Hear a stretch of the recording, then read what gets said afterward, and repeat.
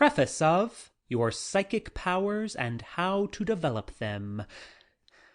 Recording by Chuck Williamson. Your Psychic Powers and How to Develop Them by Hereward Carrington. Preface. The following book, Your Psychic Powers and How to Develop Them, was originally written for circulation semi-privately among the members of a number of psychical and spiritualistic societies in New York and vicinity, and is for that reason decidedly positive and spiritualistic in tone. It states facts dogmatically, and does not attempt to defend the statements made by any show of argument. The reader is asked to bear in mind throughout the following: 1. That the present work does not necessarily represent my own views in all respects, but rather the teachings which are generally accepted regarding the facts. That is to say, I have merely endeavored to state the traditional and accepted theories, without in all cases endorsing these views myself. 2. For this reason, those who might be apt to criticize certain views advanced in this book, and brand them as rankly credulous, quacky, or spiritualistic, are hereby warned that they are deprived of that weapon, for the simple reason that, as before said, the teachings put forward do not in every case represent my own views, but the traditional and accepted ones, which are more or less prevalent in psychical and spiritualistic circles. And I have been careful in nearly all such cases to state that it is taught, or we are told, or words to that effect. I have summarized these teachings, and the reader must use his own judgment in selecting those which appeal to his reason and common sense, while attempting to follow them, and while developing his own psychic powers.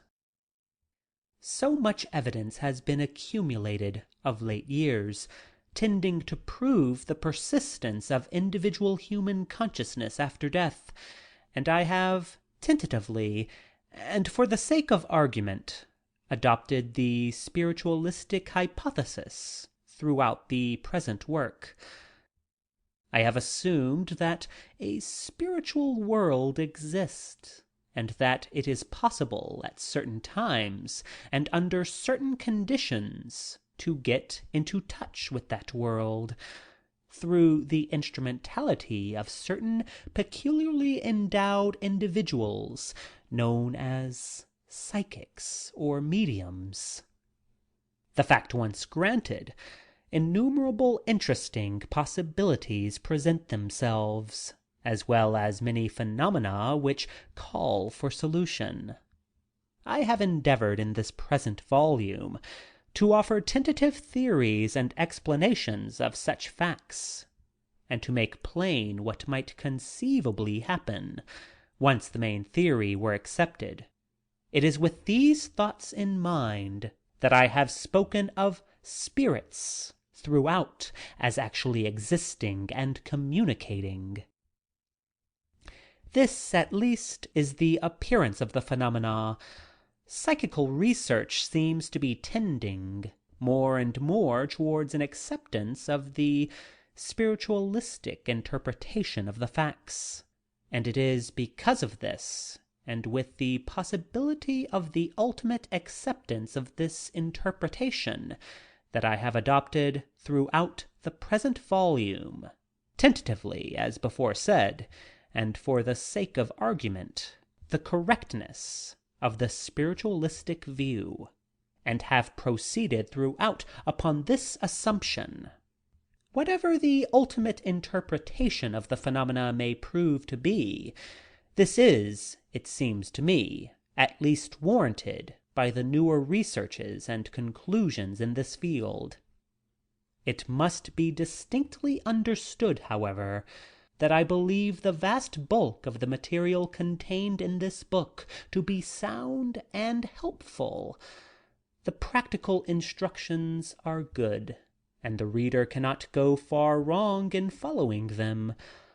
I, at least, wish his success in his efforts. May he develop his own psychic powers and gain light and understanding thereby. H. C. End of Preface.